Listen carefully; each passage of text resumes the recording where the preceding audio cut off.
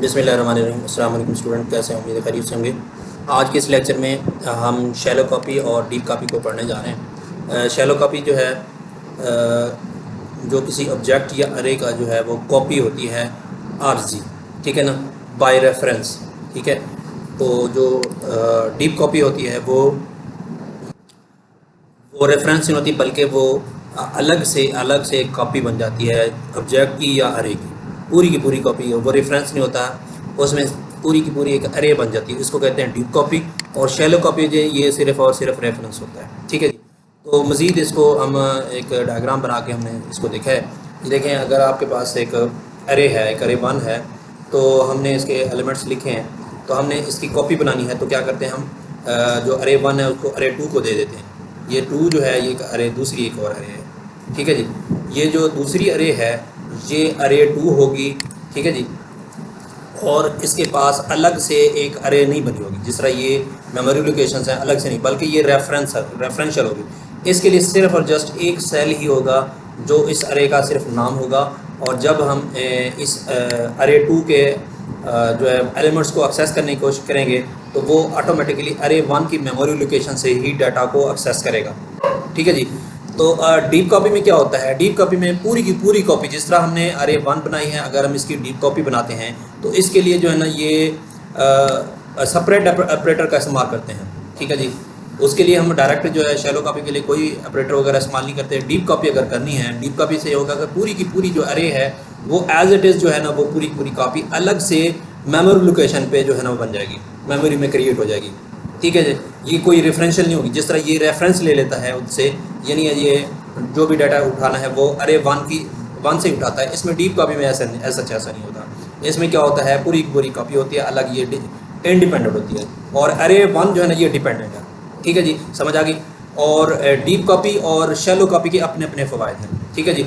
जब डाटा जब सॉफ्टवेयर हमारा कोई एक्सटेंडेबल हो, जब यानी मेमोरी ज़्यादा इस्तेमाल कर रहा हो, तो हम वहाँ पे शैलो कॉपी का इस्तेमाल करते हैं। अगर हमारा जो सॉफ्टवेयर ऐसा हो जिसमें थोड़ा डाटा हो, लेकिन हम जो अलग हम उसमें जो है डीप कॉपी का इस्तेमाल कर सकते हैं। अच्छा, इससे क्या होगा कि ये सेपरेट ऑपरेटर जो है ये थ्री डॉट्स लगाएंगे, जो अरे वन है उसको हमने अरे टू को असाइन कर देंगे, ठीक है जी। अच्छा जी, हमारे पास ये एक प्रोग्राम है, अरे है। तो उस अरे को हमने इसकी शैलो कॉपी बनाई है। तो इसके अंदर जो तमाम के तमाम एलिमेंट्स जो हमने अरे को रेफरेंस कर दिए, ठीक है जी। मज़ीद हमने देखा कि हम अरे टू के अंदर हम वैल्यू रखना चाहते हैं। अगर ये फुल कॉपी है तो ये अरे वन में डाटा नहीं जाएगा, ठीक है जी।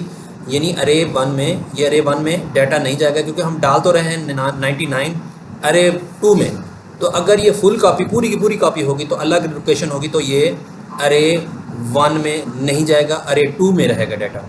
अगर ये अरे वन में 99 भी चला गया तो इसका मतलब है लोकेशन सेम है, ठीक है जी, एक ही जगह पे जा रहा है डाटा।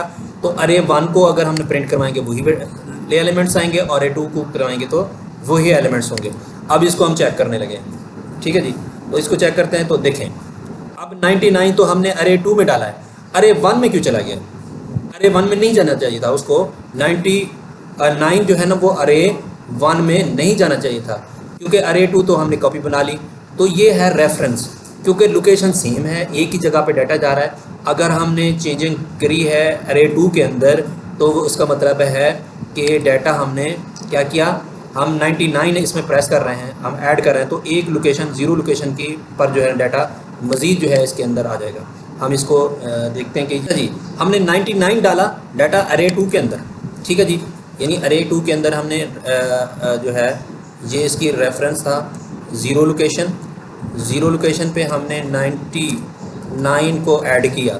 ये 99 ज़ीरो लोकेशन क्योंकि ओरिजिनेट कर रहा है इसको, इसलिए इस पर जा रहा है। तो ये अरे वन का डाटा ही है, ये किसका है, अरे वन का ही है। तो 99 जो है ना लोकेशन वन पे चला गया, क्योंकि ये शैलो कॉपी है। अगर ये अलग से कॉपी होती तो इसके अंदर अरे वन में ना जाता, ये अरे टू में ही रहता, ठीक है ना जी। तो जब हमने इसको प्रिंट करवाया तो हमारे पास 99 भी आ गया। अगर हम इसी चीज़ को डीप कॉपी बनाना चाहते हैं तो फिर हम क्या करेंगे, अब इसको हम चेक करने लगे हैं जी। अच्छा जी, अब हमने इसकी डीप कॉपी बना दी है सेपरेट ऑपरेटर को लगाकर। अब क्या होगा, 99 जो है ये अरे वन में नहीं जाएगा, अरे वन में नहीं होगा, अरे टू में रहेगा। तो अरे वन को हमने भी प्रिंट करा दिया, अरे टू को भी चेक करवा दिया। अब इसको हम इसको चेक करते हैं कि ये, अब देखिए तो हमारे पास जो है ये लोकेशन, ठीक है जी। पहली लोकेशन हमारी कौन सी है? Zero location. ज़ीरो लोकेशन ये है अरे वन की, ये हमारा अरे वन प्रिंट हुआ है, देखें 10 20 30 40 50, ठीक है। लेकिन जब हमने अरे टू के अंदर हमने ज़ीरो लोकेशन पे 99 ऐड किया तो 10 जो है ना वो ज़ीरो लोकेशन से स्किप हो गया और उस जगह पर 99 ऐड हो गया, ठीक है जी।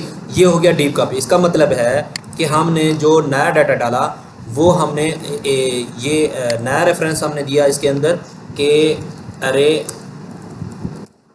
जो लोकेशन ज़ीरो है इस पर जो है वो 99 ऐड हो जाए। तो क्या हुआ, 99 जो है ज़ीरो लोकेशन पर ऐड हो गया, ठीक है जी। तो 99 जो है ना इस ज़ीरो लोकेशन पे, इस पे कुछ असर नहीं पड़ेगा अरे वन में, ठीक है जी। तो इस तरीके से हम डीप कॉपी और शैलो कॉपी बना सकते हैं। यानी ये हमारी इंडिपेंडेंट कॉपी होगी, वही वाले अरकान भी होंगे। अगर मज़ीद हम ऐड करना चाहते हैं, पुश, ये सारे फंक्शन पुश पॉप वगैरह लगाना चाहते हैं तो इस पर लगा सकते हैं, ठीक है जी। ये मज़ीद चीज़ें भी हम इसके अंदर मज़ीद भी ऐड कर सकते हैं। अरे के लिहाज से था हमने, अब हम एग्जांपल करते हैं ऑब्जेक्ट के लिहाज से शैलो कॉपी और डीप कॉपी को। अच्छा जी, ये हमारे पास एक ऑब्जेक्ट है, प्रोडक्ट वन के नाम से हमने आईडी बनाया, टाइटल्स, और उसके बाद प्राइस इसकी 7000। अब हमने इसकी क्या कॉपी बनाई है, ये शैलो कॉपी है, यानी रेफरेंशियल कॉपी है, सिर्फ रेफरेंस है इसका कि ये टू से, इसके लिए अलग मेमोरी नहीं बनी, यानी अलग कॉपी नहीं बनी। तो अलग कॉपी जब ना बने तो हम कहें कि ये आर्जी है, रेफरेंशियल है, ठीक है, टेम्पररी है। और उसके बाद अगर हम प्रोडक्ट टू के अंदर उसकी प्राइस के अंदर अगर हम चेंजिंग करते हैं तो वन की प्राइस में भी चेंजिंग आएगी, वन की प्राइस में भी चेंजिंग आएगी, क्योंकि ये शैलो कॉपी है, क्योंकि उसने उसी से ही डाटा लेना है और चेंजिंग अगर करनी है इधर ही चेंजिंग आएगा, ठीक है ना। इसको हम चेक करते हैं कि अब प्राइस जो है वो हमने इसकी प्राइस डॉट प्राइस ये चेंज हो जाएगी, 7000 की बजाय ये 8000 प्रिंट होगी। अच्छा, इसको हम अब रन करने चले हैं जी, ठीक है जी। अब देखें, क्योंकि लोकेशन एक ही है, जब एक ही लोकेशन हो तो अगर कहीं भी चेंजिंग करेंगे वो उसी लोकेशन में जाके चेंज हो जाएगी, क्योंकि रेफरेंस इधर का आ रहा है। अगर इसमें 9,000 लिखेंगे तो इस प्राइस में भी ऑटोमेटिकली चेंज आ जाएगी, क्योंकि हमने चेंजिंग कर ली, क्योंकि ये शैलो रेफरेंशियल कॉपी है, रेफरेंस दिया सिर्फ, अलग से कॉपी नहीं बनी। जब हम इसका, अब हम जो है इसकी बनाने लगे हैं जी डीप कॉपी। अब डीप कॉपी क्या है जी, ये सेपरेट बटर लगाएंगे, ये पूरी की पूरी जो है ना बस समेत उसकी लोकेशन समेत ही कॉपी दे देगा इसको, पूरी की पूरी कॉपी। ये लोकेशन भी बनाएगा उनकी, जैसे मेमोरी लोकेशन ये बनी है, इसकी पूरी की पूरी ऑब्जेक्ट बनाकर दोबारा से आपको कॉपी असाइन कर देगा। अगर इसमें चेंजिंग करेंगे, इस अरे वन में कोई यानी पहले ऑब्जेक्ट में कोई चेंजिंग नहीं आएगी, समझ आ रही है। इस सब्जेक्ट में अगर चेंजिंग की है दूसरे में तो पहले में चेंजिंग नहीं आएगी। अभी हम इसको चेक कर लेते हैं, कंट्रोल एस करके।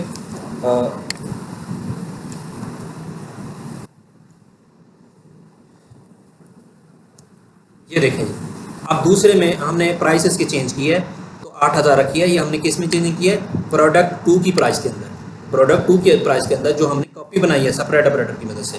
तो वो देखें, ये पहले जो था हमारा, वो पहले वाली में था, ये शैलो कॉपी थी, चेंजिंग हमने लाई थी 8000 चेंजिंग आई, लेकिन इसमें हमने सिर्फ और सिर्फ प्रोडक्ट टू में हमने चेंजिंग लाई है, क्योंकि पूरी की पूरी कॉपी आई है और प्रोडक्ट वन में कोई चेंजिंग नहीं आई। तो इसको कहते हैं डीप कॉपी। तो शैलो कॉपी और डीप कॉपी ये मुख्तलिफ प्रोसेस में इस्तेमाल होते हैं। जब हमें जो है प्रोडक्ट सेम एज़ वही वाली चीज़ें लेनी है तो मज़ीद डीप कॉपी में जो है ना हम अगर बनानी है तो डीप कॉपी से होगा कि हम अपनी मर्ज़ी से चेंजिंग कर सकते हैं। जब आप रेफरेंशियल करेंगे तो एक जगह पे चेंजिंग करेंगे तो पिछली जो ओरिजिन होगी वहाँ पे भी चेंज आ जाएगी। तो इस तरीके से आज का शैलो कॉपी और डीप कॉपी का लेक्चर ख़त्म हो जाता है।